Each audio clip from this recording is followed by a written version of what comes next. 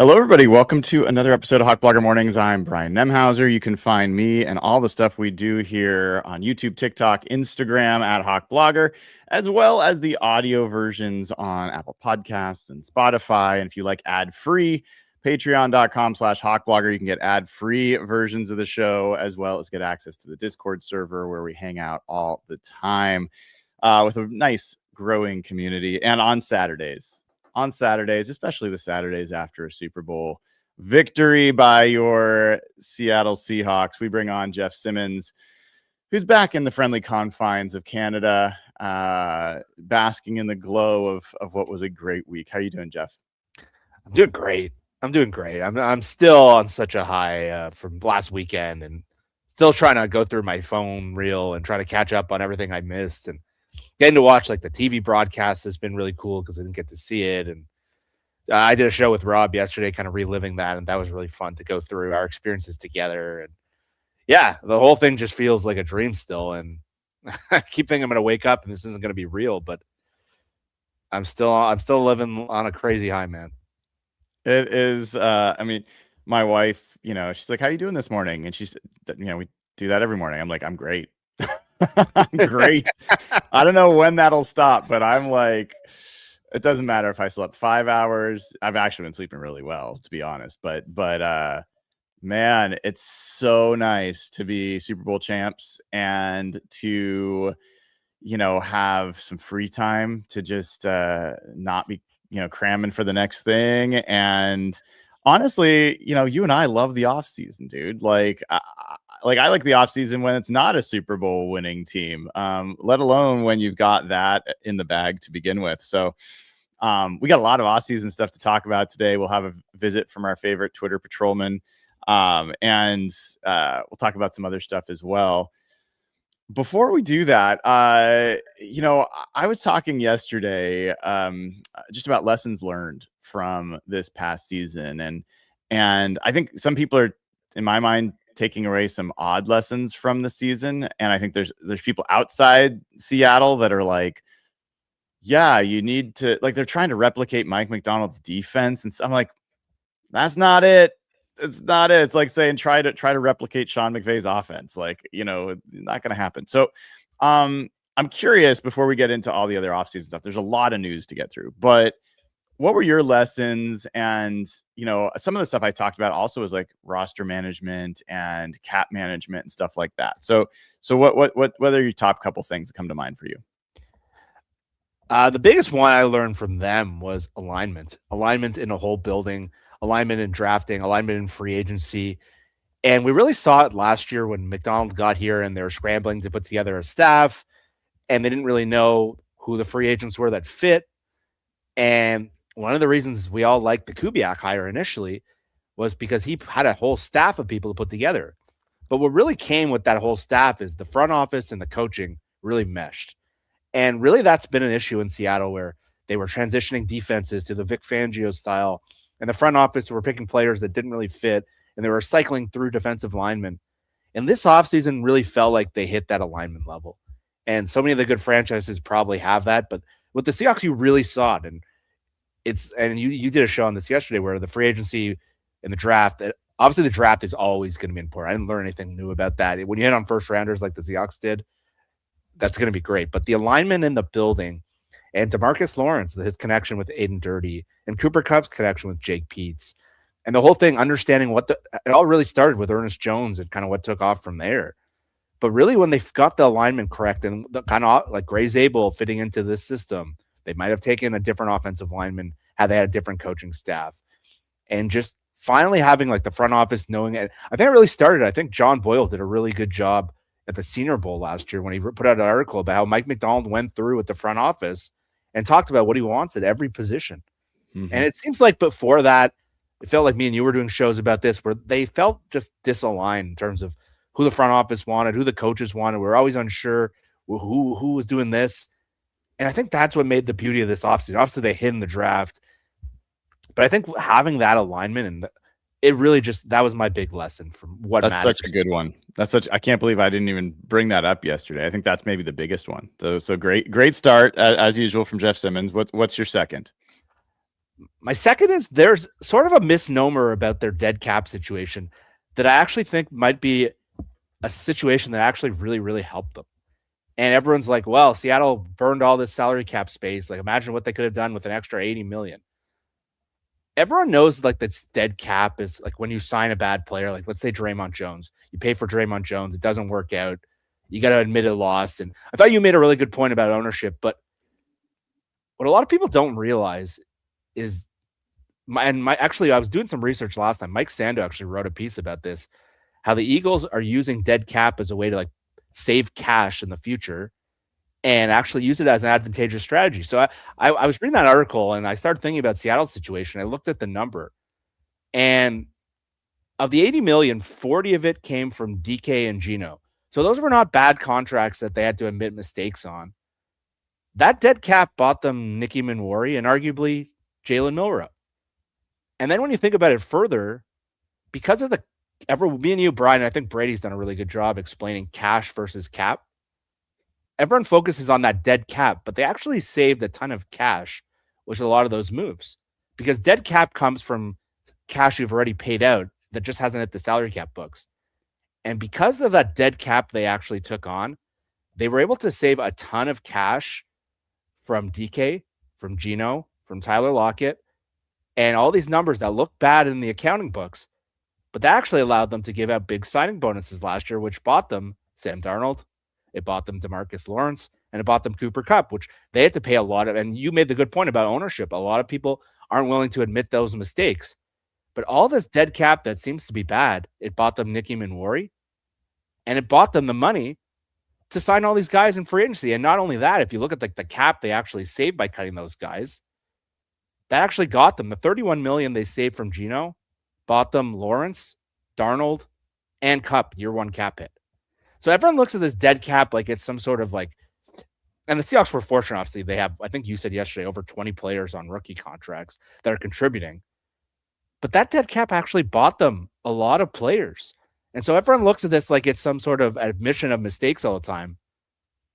The DK and Gino portion with the cash savings and with the draft picks they acquired was a huge strategy. And actually the Seahawks played that really, really well.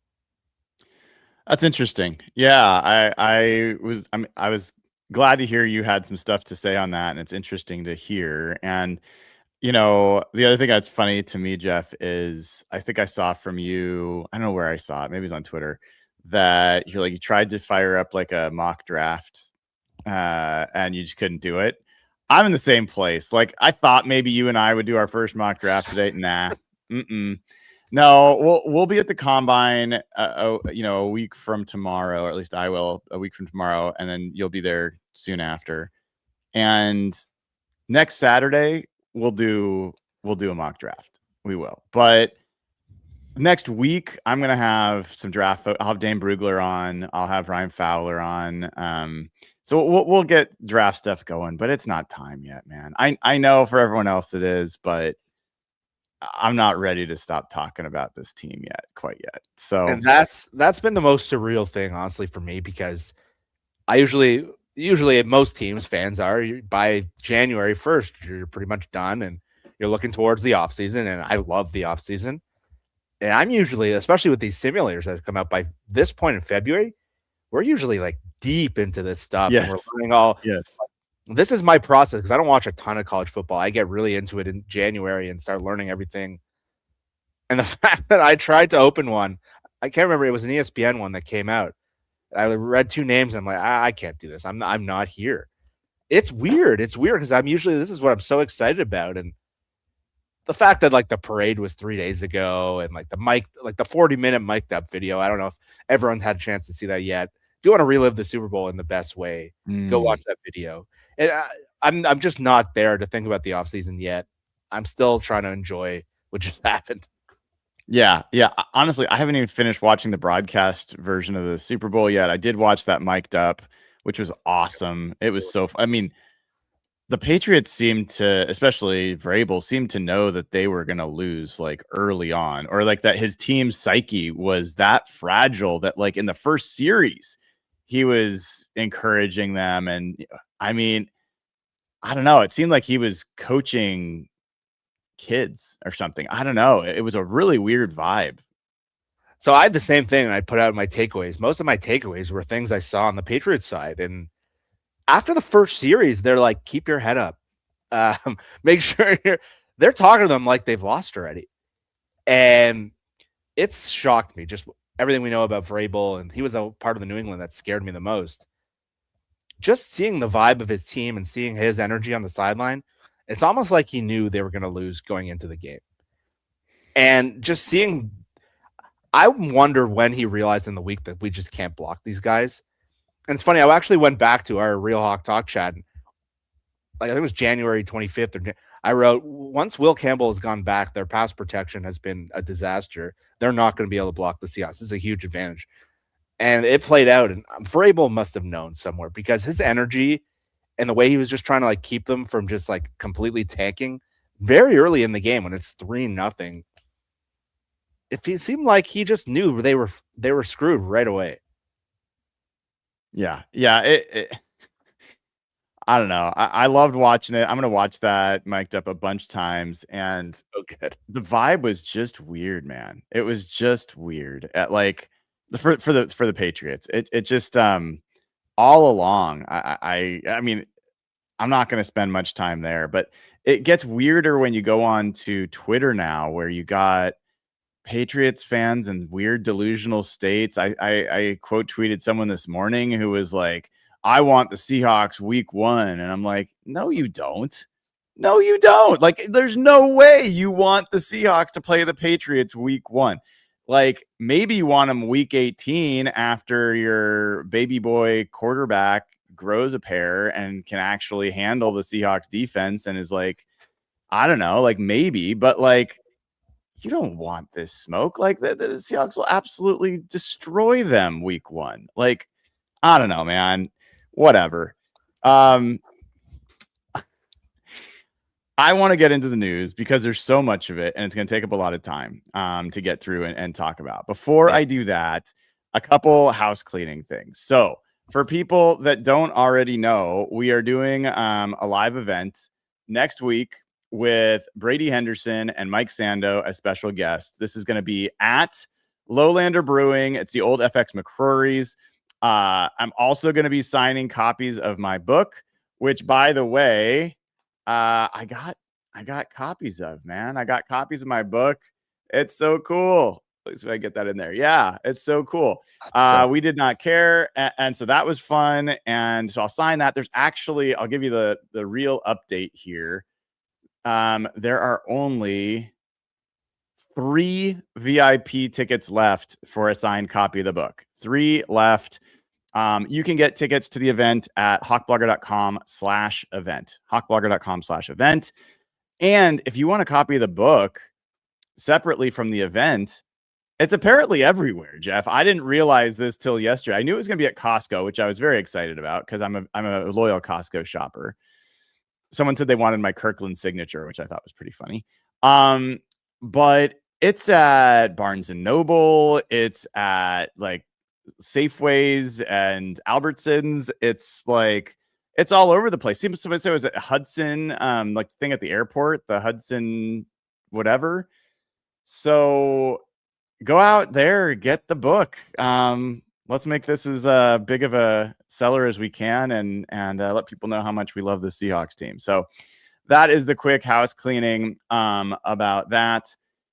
There's probably something else I'm forgetting, but dude, that was a surreal day yesterday to walk into Costco and see my books in there. Yeah, I'm a loyal Costco guy. Like, if you want to go get a book and a hot dog and make that a Saturday, then that sounds pretty good to me. But that's got to be surreal, man. It's like Barnes and Noble, seeing those books everywhere. It's crazy that they turned it around that fast too. Like the game was less than a week ago. Yeah, and so this is they what must they do with distribution, and that's pretty incredible that they can turn around that fast. Yeah, well, that's why they like, no, you got to get it to us by the game story by midnight. And I was like, okay. That's why I had to cut Real Hawk Talk short, the post game episode. To how was getting out of the stadium for you? Oh, it was brutal, dude. I mean, I was literally the last person there. They were turning off the lights, so that was an extra layer. You trapped in there? Yeah. And so I'm like, I found my way out of the stadium, and then there's like gates everywhere. I'm walking towards like fence everywhere. I'm trying to find a way out. I'm calling the lift to get a ride to make sure it gets here in time. I see it starting to come, and I still haven't found my way out. Eventually, I squeezed my way through a fence with like a deadbolt on it. I was able to like shimmy through there. But it was ugly, man. I was like, I didn't, as much fun as I had there that day, I did not want to be there any longer. Yeah, for us, it was crazy getting out of there, and we were the last fans to leave, and so we figured, okay, this might be a little easier. And like the train station where everyone's walking to is shut down, so they direct everyone to the Uber station. And it was chaos. I actually saw Ricardo Lockett and Zach Miller. I actually tweeted Zach Miller saying, I hope he found one. He wrote me back laughing because it was not, he like even him was scrambling, and then Jonathan Hankins ran by. And so I couldn't imagine what you were like, because I figured it might be a little easier, but No, it was crazy. it was brutal. All right, so let's start with all the news, man. There's so much news. First, let's take the easy stuff. I think this is the easy stuff. So all of the players that had vesting options for yesterday, I didn't hear any news that gave me any indication that any of those players are not going to be part of the Seahawks. So that, I think the biggest ones there were Cooper Kupp, like question marks there about whether they might do something with his contract, and probably DeMarcus Lawrence. Any others that you were kind of curious? I mean, Sam Darnold, we knew was going to get his money. You know, Michael Dixon and Jaron Reed and Ernest Jones. Like, I don't think any of those were that surprising. But as of yesterday, Cooper Kupp saw $9 million of his $13 million base salary guaranteed for 2026. He's going to be a Seahawk. And DeMarcus Lawrence saw $5 million of his $8 million salary guaranteed next week. That one, I could still see him retiring and the Seahawks not having cut him as a like good organizational move. But I don't know. What do you think? Yeah, I was snooping around with Lawrence's agency. I know a couple people there and trying to get something out of them, but it was pretty quiet yesterday.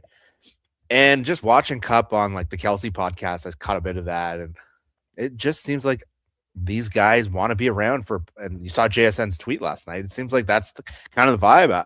I was worried about all these guys kind of retiring once they hit the top, and like Cooper Kupp, what does he have left to play for? But I was wondering what Seattle's going to do with that cap number as well. So I was pleasantly surprised to see no news yesterday. I think all these guys want to come back. I think they want to chase that again. And I think they had so much fun. They probably don't even know a little bit what to do with themselves right now. They probably want to practice and play another game. And so that was my initial gut feel, that I hope all these guys are going to come back and do this again. And it seems like we're on that track. There were some rumors that DeMarcus Lawrence might have said something during the parade. I didn't catch it specifically. I didn't hear anything about that. Leonard Williams did, but Leonard Williams was pretty clear. Like, we're coming back. Like, he did the Wolf of Wall Street line, and he was fired up. But no, I think no news is good news. I think they see so much value in those guys, and I think Lawrence's cap number is super reasonable. I think it's $12 million next year, and so if he wants to play, well, let's this guy have another season. I saw it with his shirt off too. That guy, I understand why they call him Tank, man. Like, that guy is a freak show. Yeah. Yeah, it was I mean, I hope he's coming back. That's where I'm at with it. Oh, yeah. But I think it's reason I wouldn't count on it quite yet, but I think it's a reasonable bet. So that was the easier news, quicker news. I think the Kupp thing was a little bit of a debate, and the fact that he's back for a second year. I'll be honest. I love Cooper Kupp. I love the guy. Glad he was part of this team. I think he was a big part of them winning a Super Bowl. I don't necessarily believe they're at their best offensively with him being one of the 2 or 3 receivers that are out there. I'm not saying for sure they aren't, But like, let's say somehow they bring Rashid Shaheed back and Torrey Horton's healthy. Are they really better off with Cooper Kupp on the field than those two guys? I don't know. So that to me is a problem for tomorrow, I guess. But and it's a good problem to have. But it's the uncomfortable thing I will say. It is certainly a little uncomfortable, but I gotta say, Kupp played his best ball in the playoffs. He did. He was open a lot, and he made huge plays in all 3 games. Like, he converts that 2nd and 20 in the San Francisco game that really got them rolling early in the game. The Rams game, he scores the winning touchdown. He had a ton of catches, and he was the leading receiver for them in the Super Bowl, and that was with Darnold missing him a couple times, pretty open. And so the whole knock on him, and look, you can see his speed and quickness are not nearly what they used to be, but he only missed 1 game. And so I think that was shocking. I see what you're saying with the speed, and when you bring in Arroyo back next year, they're going to have some dynamic weapons. And I think the big question for them is, what do they do with Shaheed now? And maybe that's why Kupp is good insurance to have for them. But that question becomes a little more uncomfortable if they re-sign Shaheed. Makes sense. All right, so that's that news. Then things got a little wacky. I mean, I don't know if I've ever seen a Friday off season with so much news, dude. So where to start? So first of all, let's talk about some of the guys that we thought might be going, but are not. So Carl Scott came up that he was interviewing for the Cardinals defensive coordinator position, but he decided to stay. Either that or the Cardinals decided to go with the other guy that they're hiring. I think this is pretty big news. And I know everyone like says Rooney Rule, and I know you got to be gentle about when you label somebody as a Rooney Rule candidate for sure. Carl Scott to me is not a Rooney Rule candidate. He's like a legitimate defensive coordinator candidate, and to get him back for the secondary, I think is huge. Yeah, he was one of the only holdovers from Pete Carroll's staff, and when they brought him in, I think he was with Mike Zimmer and with some of the guys at Alabama.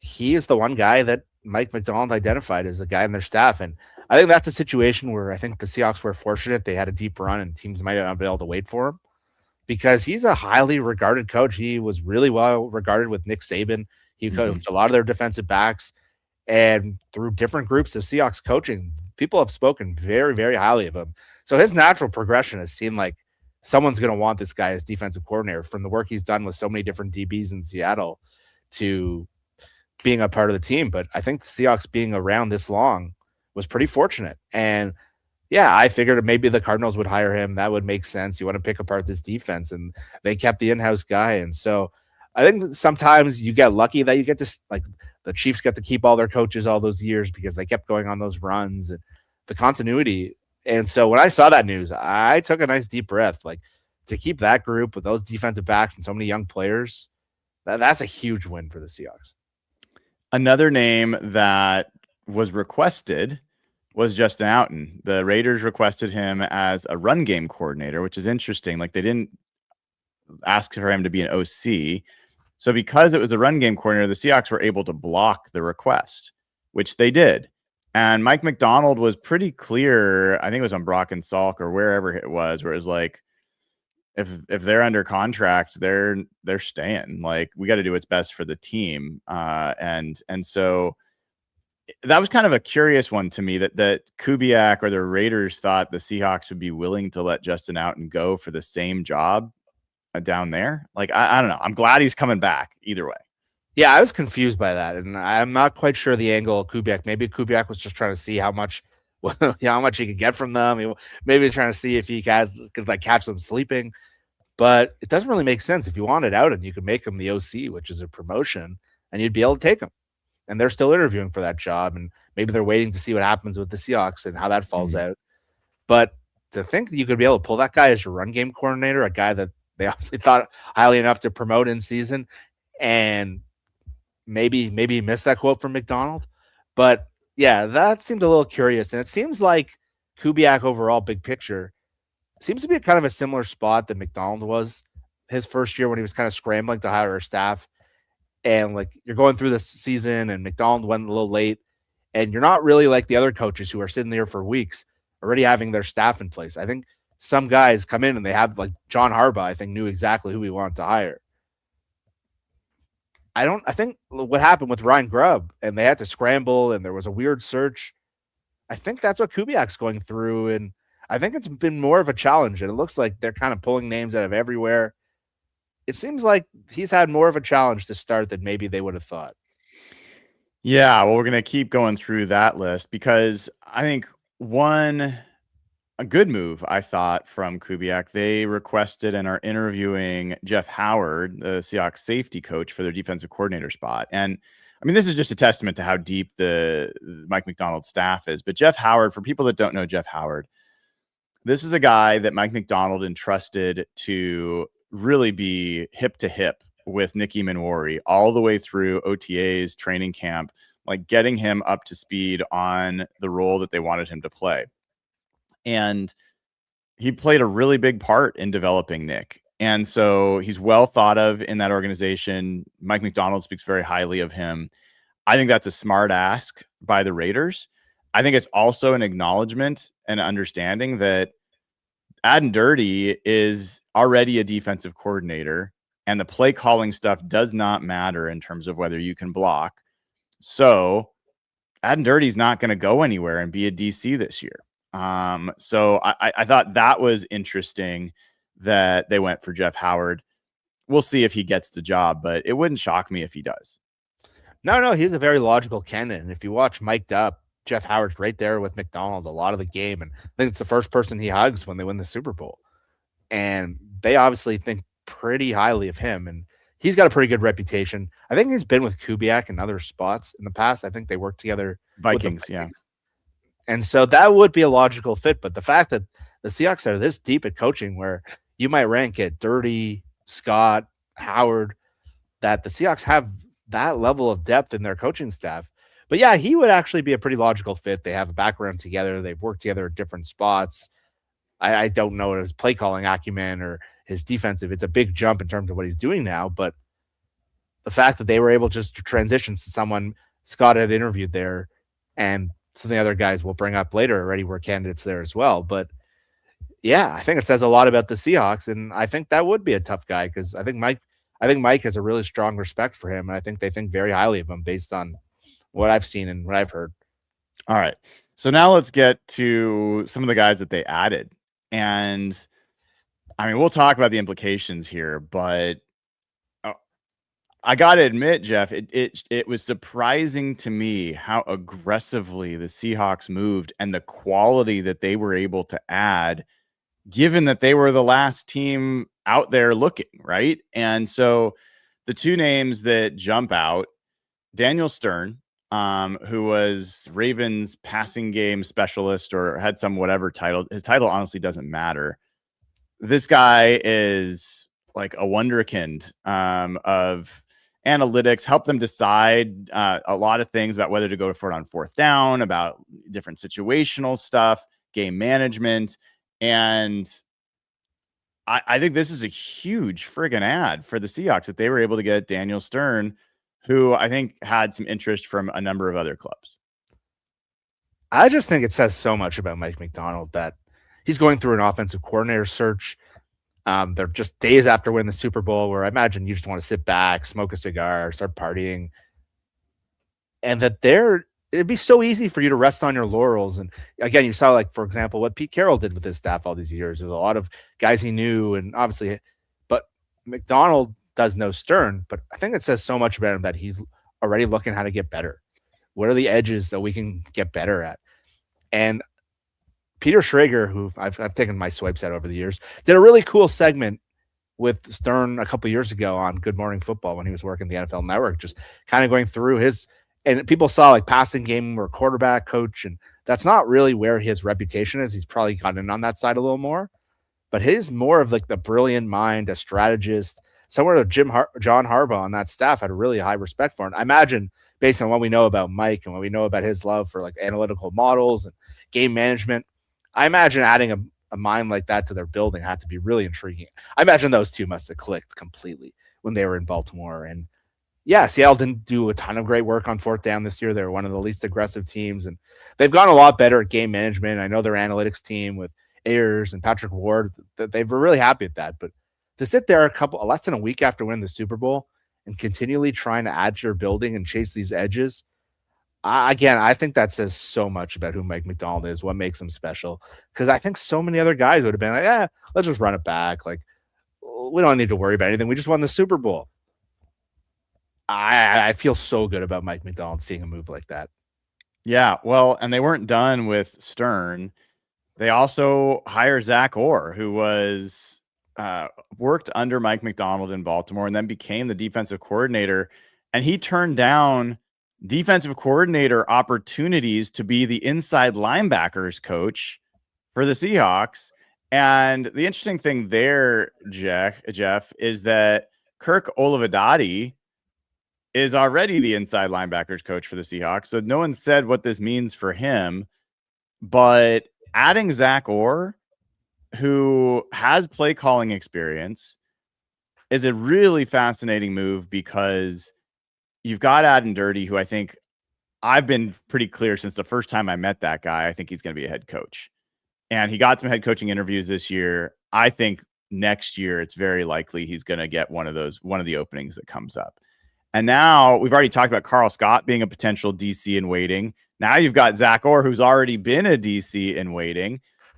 And the only thing I don't like about it is something I don't know, which is because he's had play calling responsibilities before, because Mike Macdonald knows him well and trusts him, I hope this isn't a sign that Mike's working toward an eventuality where he's not calling plays.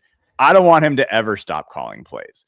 But other than that, I thought this was a massively big addition. Yeah, it kind of builds on the point I just made. It would have been so easy to just keep the staff in place. And I think Mike saw an opportunity, or was his linebacker coach when he was the defensive coordinator in Baltimore. And that was one of the best defenses we've seen. And or had ups and downs as a coordinator when he took over. He took over for Mike in Baltimore. He was, from my understanding, I think Brady reported they wanted to bring him over as the DC, and he stayed in Baltimore as the play caller. And he had his ups and downs. He had big weeks of struggle, then they'd come back and they'd figure it out. But to add that kind of coach who's been highly regarded, he came up through the Ravens organization. He was a player that got injured, and they put him right into coaching, and he really hit it right from there. Again, I think that says so much about Mike. It would be so easy to just promote someone else from the staff or give another guy a shot if Oluwadati is doing something else, or I don't know the story there. But the fact that he's like, no, we need the best guy in the building. We need to keep adding like top end talent. And to get to him, who's been a play caller, to come back as your linebacker coach, not only does that set up a potential successor, I'm hoping after watching the play calling of the Ravens with Macdonald and without Macdonald, I'm really hoping that's not the plan at some point either.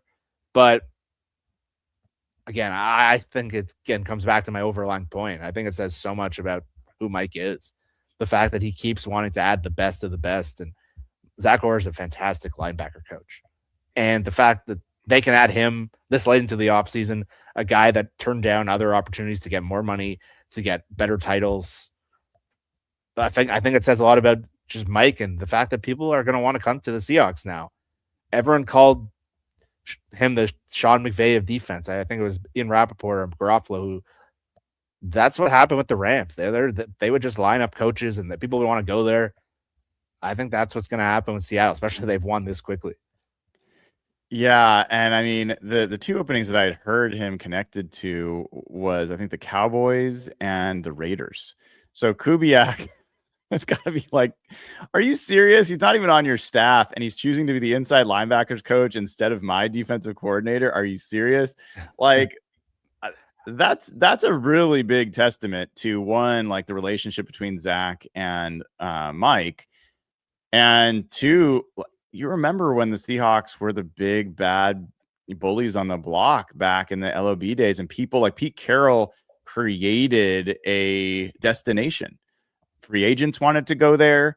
Coaches not necessarily, I guess. Well, maybe they wanted to, but maybe he didn't want them. But. Yeah, I don't know. But it was a place that people wanted to be. And I think you're seeing that at least now for coaches. We'll see about that for players. But I think we'll maybe, we haven't even gotten to this yet. And I hadn't actually really thought about it, but there might be some vets that are willing to come to Seattle on cheaper deals because they want to chase a ring. And that's an advantage you don't normally get unless you are a team like this. So I thought that I was more excited about the Daniel Stern hiring than the Zach Orr, but it wasn't that far apart, dude. I think both of them are really like if the Seahawks hadn't won a Super Bowl, if the Seahawks were hiring in early January and these had been two of the additions, I would have been over the moon. To get them in February is insane to me, man. Yeah, like I'm guessing Kubiak got some cold water poured on him yesterday of like, boy, I got a lot to do to change the reputation here. And look, you see what happens when coaches take the wrong jobs or they escalate too quickly. Like I saw the other day, Brian Callahan, who was the head coach of the Titans, who was a guy who was up and up and up. He's now like the passing game coordinator for the Giants. Like you take the wrong job and it doesn't go well. Like or already didn't get retained by Harbaugh. They brought Denard Wilson back, and you go to the Raiders and it doesn't work out, and you're looking. Max Crosby might not be there. Who do you have? That's not the way to escalate your career. So I think it says a lot about Orr that he probably sees Seattle as like, okay, this is the way to build up my reputation and kind of get back and be with Mike and maybe be the next DC. If I think Brady said they expect Aiden Dirty at some point, like you said, to be a head coach, and he probably survived because of the cycle. Only the Browns interviewed him. But if the Seahawks have another year like they did this year, that guy's going to get hired next year. And so now you have lots of options in waiting. I think it's just great news that the Seahawks are already becoming this, where last year you're scrambling to find anyone. And it's a real testament to Mike. Yeah. Yeah. So there's a little bit more news we're going to get to in just a second. So we'll talk about the offensive coordinator and some of the news that came out there. Some surprises there as well. Before we get to that, something cool.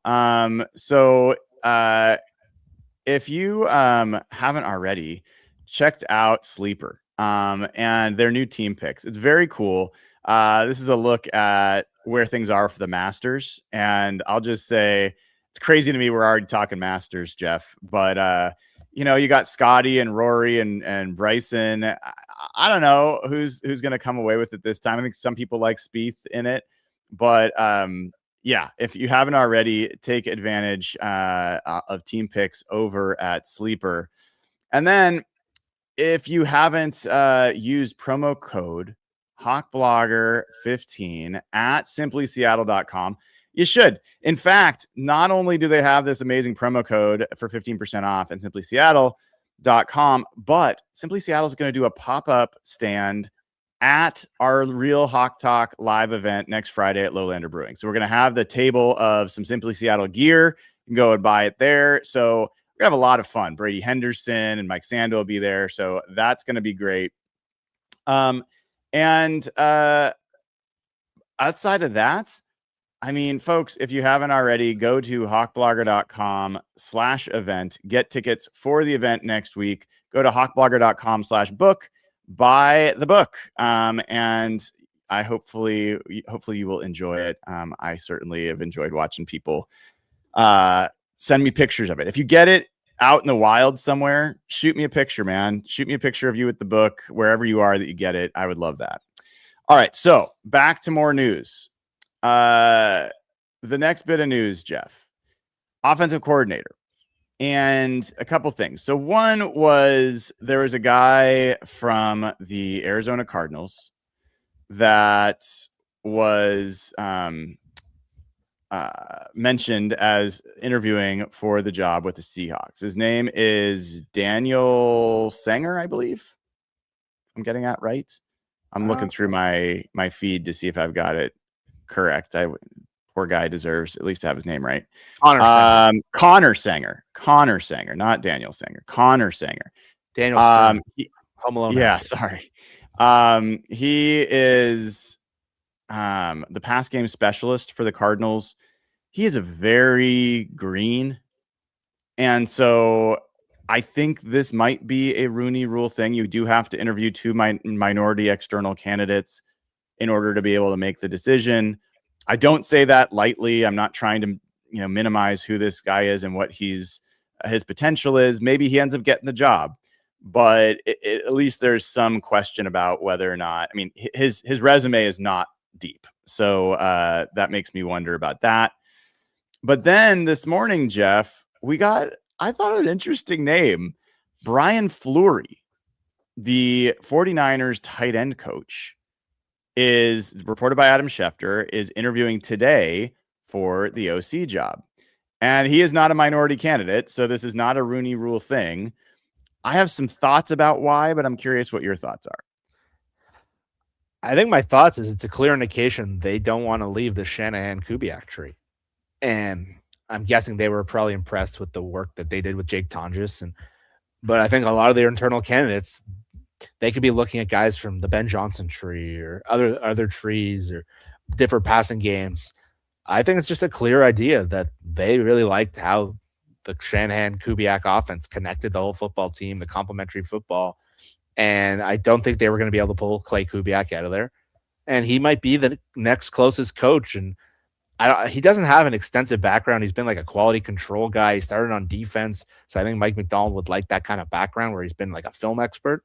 I'd be pretty surprised if this guy got the job, but I imagine they want to know more about the Shanahan offense. And I think if you want to gather information and pull some things, that's a pretty good guy to go to. And he's done a really good job with tight ends. I think that's going to become the next evolution of this offense where they're going to have, we saw what Barner can do this year. I think Arroyo is still an untapped resource. I think it's a very, very logical guy to talk to for a number of reasons, because you can learn more about that offense. You can see if there's anything you haven't got from your own building where you got four guys who are already comfortable in the offense. And he is an emerging coach. There were thoughts that he might take the Patriots job a couple of years ago. He was in that mix. I'd be surprised, I think, if this guy gets it based on his kind of path. But for just gathering information standpoint, the fact that you're going Cardinals 49ers, wonder if there's something there. Yeah, that was kind of my thought. Tight end coach, the valuable thing with a tight ends coach is they are part of blocking. They are part of passing. They are part of running. So you get a little bit of insight into all aspects of an offense. And so I think this might be a little bit of a intelligence gathering. Like, I think it's another chasing edge kind of thing from Mike McDonald, which is, hey, we've got a position. Let's talk to as many different offensive coaching systems as we can that we're interested in learning more about, and especially against division rivals, and see if we can pick up anything that ends up being useful to us as you figure out. To that end, it makes me wonder why, if they haven't already, and if they're going to ask for someone on McVay's staff to get just a little bit of insight potentially. And it's weird to me, the Rams have not hired their OC yet, right? Like everyone's saying it was like the Nathaniel or whoever his name is, like the internal guy. Yeah.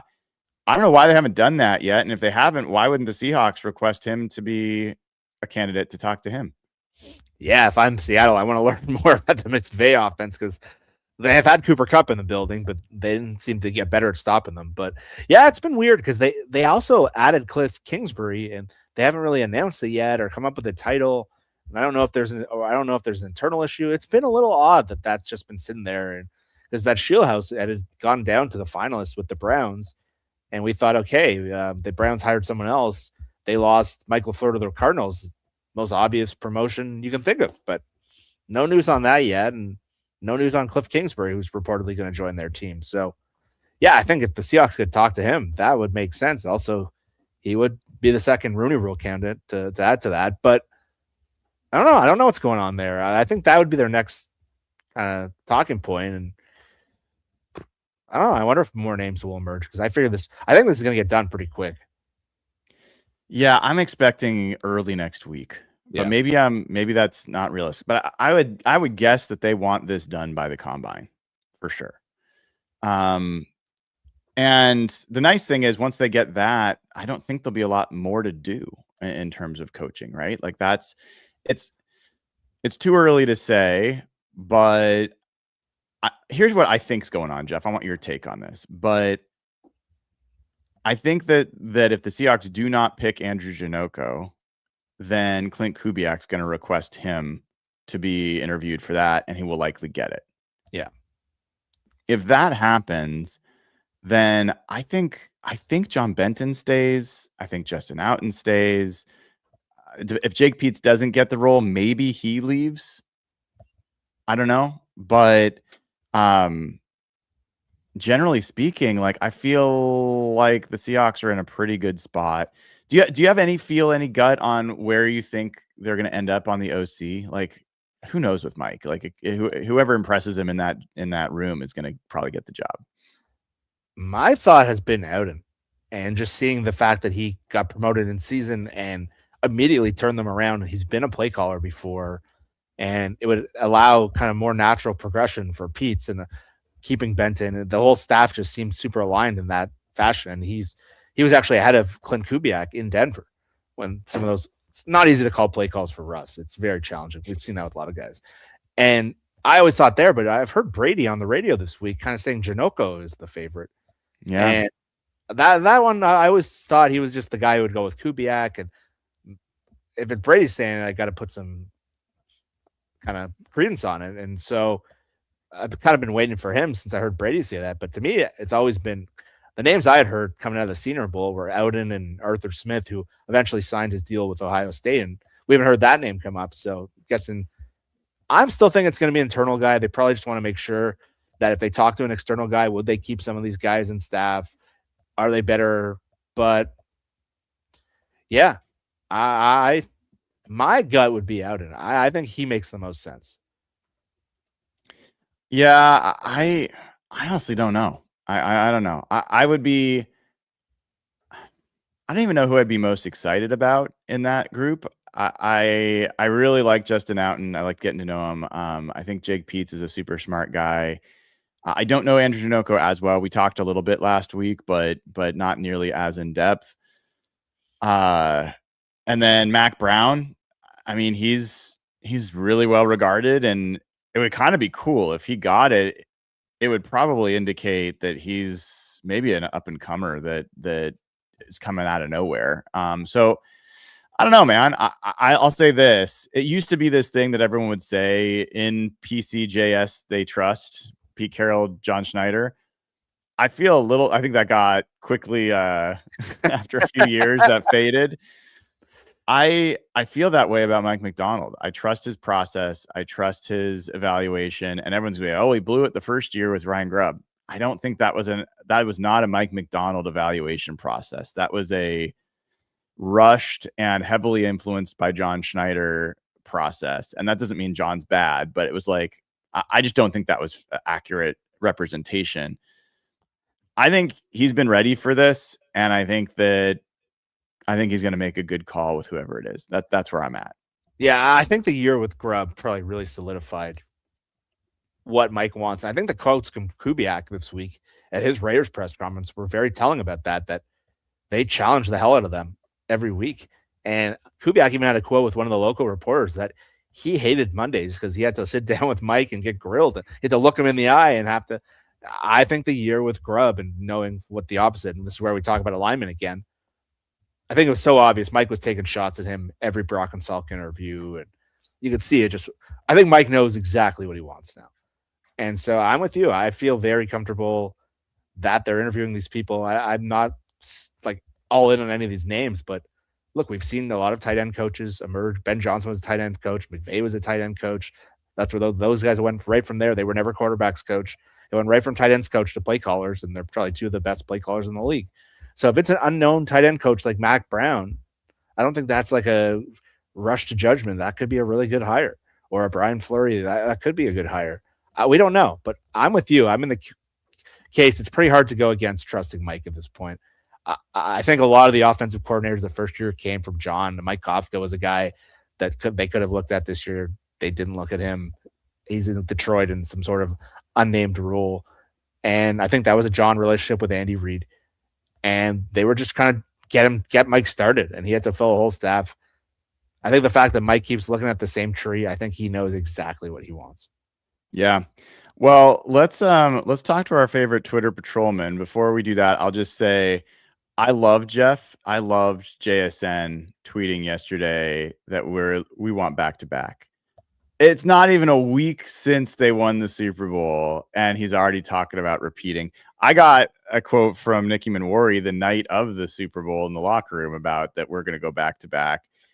I can't wait, man. I know the season just ended, but I'm like really looking forward to seeing this team in the next season with reinforcements and the confidence that they are champions. There is something to playing with championship know-how. And I don't think this is going to be like the Philadelphia Eagles, who lost Milton Williams and lost like Josh Sweat and lost a lot of things that made them great. And their offensive line decayed. Like the Seahawks offensive and defensive lines are going to be relatively intact. And I think it's absolutely realistic that this team can be better next year than they were this year. I believe that this team can be better, and we'll talk more about that this whole offseason. But let's get to a very important segment that everybody looks forward to. No one more than me, Twitter Patrol.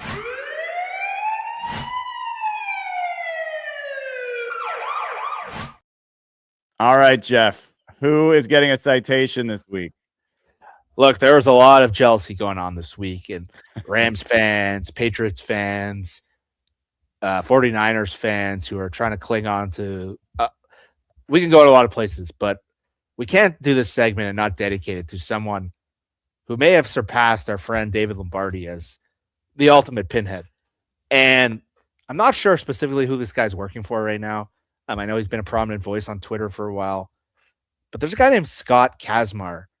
And if you've ever been at like a bar with a bunch of friends or been at a friend's weekend, there's this one person who just can't stop arguing something. And even if they're so wrong, they're just so dug in, they can't stop. And they're like, they've completely lost the argument and they keep going. And you've ever seen anyone like that? Oh yeah. I won't name them. There's people in our crew that are like that. Yeah. Like I've been at bachelor parties or guys' weekends or family weekends. And so I'm not sure how I came across this guy. From what I understand, this guy, Scott Kazmar, has been kind of taking swipes at the Seahawks all week. And when they won the Super Bowl, I imagine people went at him pretty good. And he has gotten so dug in that even the lovely Stacey Ross, who does the 710, who's just a nice person, was getting pretty triggered and getting mad at him. So this guy, one of the tweets that he put out that I found just so absurd, what he was trying to make the argument that the Seahawks aren't that good. They benefit from the NFL being down this year. And I know we've seen all the DVOA and sort of stats that Aaron Schatz has put out that says this is a pretty historic team, and they trended that way. He's going the complete opposite. He's still trying to dig in on this. So here's one. Seattle benefited from some of the luckiest plays and bounces and dumbest plays of the season. Just a fact. In Pittsburgh, the ball tipped off the running back in the end zone, and he let it go for the easiest touchdown. In Jacksonville, Brian Thomas had a huge fourth quarter drop. The Rams batted down a 2-point conversion, fumbled it in. 49ers, CMC turns a red zone catch into a pick in a 13-3 game. How the hell is that your takeaway from watching the Seahawks this year? Like that they're lucky? Like, sure, you can say the Rams thing was kind of fluky and goofy and whatever, but it was still a 2-point game with 7 minutes left or whatever. But to say this team is only in the Super Bowl for the Jacksonville game because Brian Thomas dropped the ball, or the 49ers game, but the Seahawks completely dominated them. And the fact the Seahawks didn't score on first and goal from the 1, and you're saying they were only lucky because Christian McCaffrey dropped the ball. It is so he keeps going, and that's not even the start of it. So people have said, like, you can literally do that with every Super Bowl team ever. And he's like, and so he keeps going off. And this is where he really lost me. I want to find the exact tweet for a second. People said he was hating the Seahawks. He said it has nothing to do with hating the Seahawks. They're not important enough to hate. And then he starts going off about how the proof that he's right is the challenge that they're going to have in repeating next year. Hey, like repeating for the Super Bowl is damn hard. Like, how many teams have even done it? The Chiefs have done it. When was the last? The Patriots have done it. So the fact that you don't think they're going to repeat means they're not a great team. It is so perplexing. If you're that stubborn and that dug in, like, it's pretty embarrassing. And to say they're not important enough to hate, like 3 days after them winning the Super Bowl and winning in pretty emphatic fashion, And they like, I don't know how you can not watch this team and see the quality of what they did.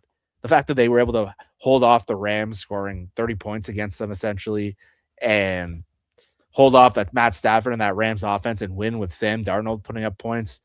The fact that they can be that good in 3 different areas of the game, all 3 units.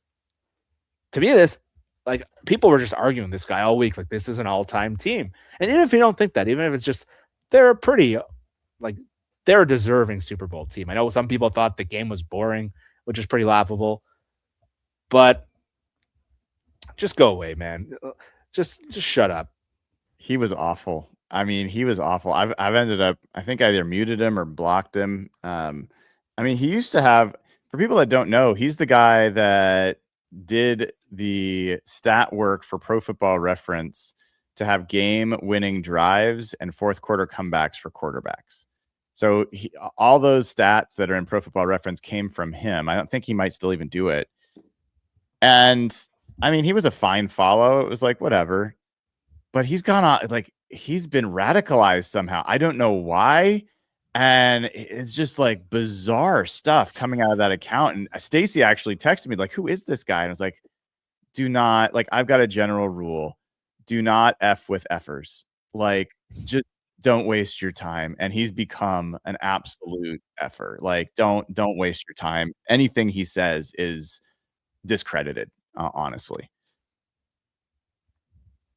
Yeah, like, you get a year's worth of citations from me. Oh my God.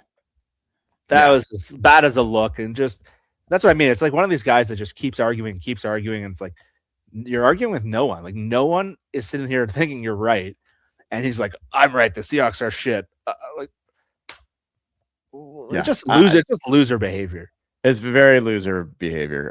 Do you have more citations to give her, Scott? Yeah, there's a couple, and all right, I know let's give some more citations. Praise from this guy based on things that me and Evan have said, but somehow the Rams have come back to this 2-point conversion, and Jake Ellenbogen, I put out a tweet the other day. I even saw a couple of Rams fans. I want to credit a guy named Sosa who had a tweet I didn't love earlier in the week, but he was even dunking on, and he said, so on top of all the bullshit early whistles that fucked the Rams countless times during the season, we come to find out that the annoying rules analyst, which we don't need in the booth at all, by the way, made a call to his boy to overturn a crucial call in the Rams game and fuck the Rams. Of course, that didn't happen on the illegal bullshit man down field call. Sorry, if you're a Rams fan, that has to make you utterly sick, finding out that the league missed it and Terry McAulay is the reason they overcame that shady 2-point conversion. I wish I never knew that. That game felt so weird. Oh my God. Are you kidding me, dude? It was a 30-28 game at that point with 7 minutes left. And if you want to talk about bad calls, go watch the call. I saw you said the JSN pass interference one. But go watch the call they called on Devin Witherspoon in that first Rams game, where he literally tackled the guy and rolled over him. And they gave him an unnecessary roughness penalty. And the Rams have benefited from some of the worst calls. And this is where this guy Sosa, who I think works the Underdog, wrote, Rams fans, when they called, remember that Saints-Rams game where the guy had the most obvious pass interference ever seen? Coleman. Yeah, Nick Holby wrote. It was, the Saints should have won that game and made the Super Bowl. And it was the most obvious penalty. And Rams fans are just like, oh, like, let the refs do their jobs. Now that this happens to them on a 2-point conversion in a game they blew a 30-16 lead, or 30-14 lead, I think it was. It's just such an embarrassing look. You guys are a joke. I'm very perplexed by the Rams fans' obsession with that penalty. Yeah. I've never seen a fan base so upset about a call being made correctly. Like, nobody's arguing that it was the correct call. But people are like, well, the whistle blew and nobody was playing, so it shouldn't have counted. Not the rule. But that's the rule. Like, that's the rule. And so they correctly, I don't care if the referee's granddaughter had like texted him on his phone, you know, Grandpa, I think you made a mistake. And he, like, I don't care if, like, it doesn't matter. why the correct call got made. The correct call got made. If you want to be mad about the illegal man downfield, I get it. But Yeah. guess what? There's a call like that almost every single game in the NFL. And if you want to talk about that in the first game against the Rams, you talk about the Devin Witherspoon penalty. The reason I don't bring that up is because it was the first play of the game. It was not as meaningful. But the holding call on Nick Callerup on the Ken Walker touchdown was a pretty big call and really questionable. And the non-call on a defensive pass interference on Emmanuel Forbes would have given Jason Myers an absolutely makeable field goal to win that game. And I saw Rams fans after that pissed off at Forbes. They're like, this dude almost cost us this game. They know that that was a bad call that literally would have been the final play of the game to win it. Yeah. So don't talk to me about an illegal man downfield in the first half of a game that you already got a lead and lost. Like, just stop. Like, you lost 2 out of 3 to this team. 2 out of 3. And you realistically very well could have lost 3 out of 3. So this isn't about some 2-point conversion. Look inward. You got other issues. You got a defense. You got other things that have to be solved. Namely your, stud defensive end who said that they didn't know what to do after the Seahawks scored early because they were so overconfident that they couldn't handle themselves. Like, that's what you should be focused on, folks. Yeah, there's been a lot of weird energy from that fan base, from that team. It started with the crying about the reps, and then McVay crying about the fortuitous bust, and Peter Schrager putting out a tweet after the Super Bowl that like the Rams should be sick to their stomach. Ugh. And I'm like, really? Like, the Rams had every chance to win. They're at the 5-yard line, and they shouldn't have even been in the NFC Championship. The Bears should have beat them. They were lucky to even beat the Bears. And the Rams played a great game on offense in the NFC Championship and still lost.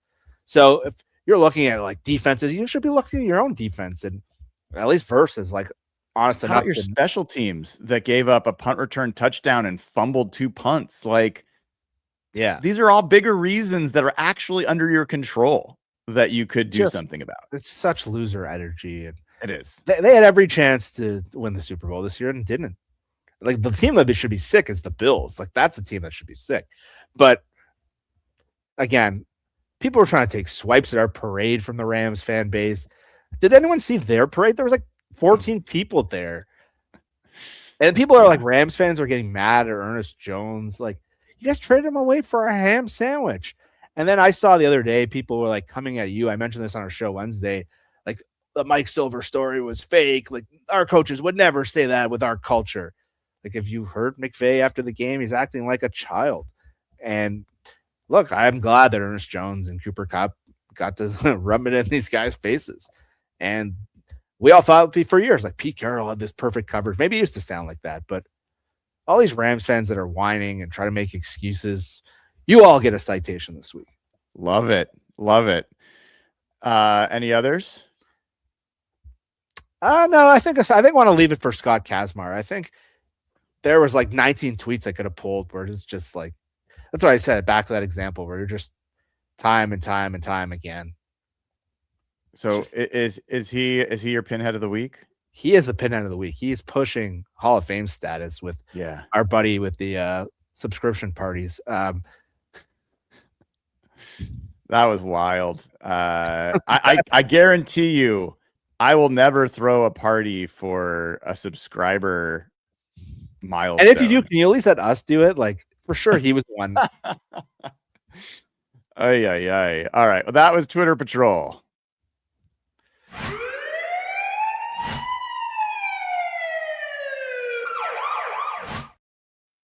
All right, Jeff, we got a couple super chats, and we'll get out of here. The Warhammer guy says, one of the most dominant teams of the century, and they still aren't getting the respect. Look forward to this team getting even better.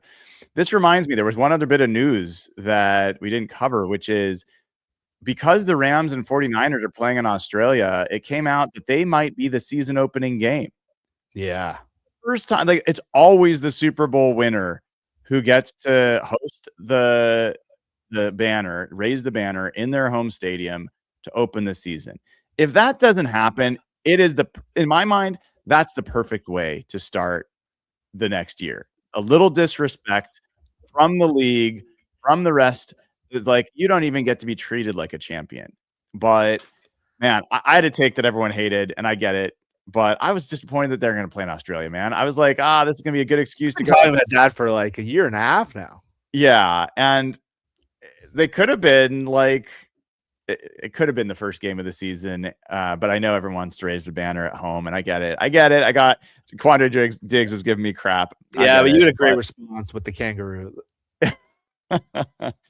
But yeah, that was I don't know, man. They better open the season in Seattle. Jackson Knight says, who's been a member for 22 months. We were one of just 4 teams since free agency started in 93 to have won the Super Bowl with an entirely homegrown offensive line. Couldn't imagine that 3 years ago. Yeah, I saw that tweet as well. 3 years ago. I couldn't have imagined that 12 months ago. I know. When we missed out on Will Fries and we all got to like the low point where we got, and you would have told me at that point that the homegrown offensive line is going to win the Super Bowl, we would have laughed hysterically in your face. That low point where they had all that cap room and they didn't miss out, and then the pure jubilation that came from Gray Zabel. Even so, like even early in the year where Anthony Bradford was struggling and he was being kind of a meme, the fact that he's able to kind of play in the Super Bowl and not the best pass pro game, but that just says a lot about John Benton, the alignment, the whole thing. I think that's just such a crazy turnaround that we barely talked about the offensive line this year. It's amazing. It's amazing. Board Skyler says, damn, Jeff looks good. Nice hat, brother. I had to get a hat that said Seahawks and San Francisco Bay Area on it. Just like I had to get a picture that had the Seahawks and then Levi Stadium. And it's just, there's something extra sweet about that we won in their stadium. Normally I wouldn't want anything that said San Francisco or Bay Area on it, but had to now. That's a nice hat. I got to admit something to you. I haven't worn this Mariners hat, which I really love, since the Seahawks were on their like stretch, because I could not risk that I would have any like Mariners energy, like the team that has not, the franchise that has not yet won a Super Bowl or a championship, a World Series. I couldn't mix. I had to be pure Seahawks, but now I can wear my Mariners gear, and hopefully the Mariners get to lift a World Series trophy this year. And we'll talk about that another time. All right. Just in the mind, can you see Kupp immediately becoming a coach for us when he decides to hang up the cleats? Maybe. I think Cooper Kupp's got a lot of things he could choose to do. He certainly could be a coach, and we'll see. But if he wants, I think if that guy wants to go into TV, he's going to make a lot of money, working much better hours. If you ever hear that guy talk football, it's brilliant. So sure, if he wants to coach, I think he'd be incredible, but I think he's going to drop right into a panel or a podcast and make millions of dollars and be one of the best there is. Yeah, it's a good take. All right, last one here. Chris Clark has gifted 10 Hawk Blogger memberships. Thank you, Chris, for your generosity. You can get one of these memberships, turn on gifting on your YouTube account. Make sure you search on Google if you don't know how to do that. And like the show, subscribe, watch, comment. All those things are how Google decides who on YouTube gets one of these free memberships. What was making you smile, Jeff? Someone right, I need to in my beard. Yeah, I mean, we are who we are, dude. We're off season mode. I'm in the peak of Toronto winter right now. I'm trying to survive. Yeah. I think I might go hit some golf balls, dude. It stopped raining. I think I can get out there and hit a couple. And what do you got planned for the weekend? I'm just probably hanging with my son. It's a long weekend here in Canada, and so it's a bit of a style. Like I got an extra day, and I went to the area Burlingame. Have you been to Burlingame in San Francisco? Mm-hmm. I just got to walk near the bay and in the water, and it was so nice to just be in I was sweatshirt like this and shorts and walking up the bay, and it's so nice. Come back to like the winter where you can barely leave your house. It's been tough, but if you guys are living in Seattle, if you're living in the Bay Area, my God, it's so nice to just go for a walk, take a look at that. And I haven't spent a ton of time in San Jose. Like seeing Santana Row was really cool, but walking near the water the day after they won the Super Bowl and just listening to your pod and some of the other shows was just like me at peace. It was so cool. Love it, dude. Love it. Folks, I got some news as well as we close up. We have sold out officially for the VIP tickets for next week. We do have general admission tickets still available, so go to hawkblogger.com/event. Get your tickets. Brady Henderson, Mike Sando, and I will be there along with Simply Seattle. at Lowlander Brewing down in Soto. It's gonna be a lot of fun. You got 1 week left to get your tickets. We might sell out of the GA tickets as well, so do not hesitate. All right, dude. We will see you all soon. Have a great weekend, dude. Take care.